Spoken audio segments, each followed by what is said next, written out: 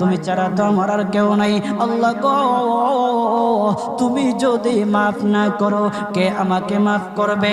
তুমি যদি মাফ না করো কে আমাকে মাফ করবে? তুমি যদি আমাকে মাফ করো তাহলে তোমার কোনো দিকে কমবে না, তুমি যদি আমাকে মাফ না করো তোমার কোনো দিকে বাড়বে না।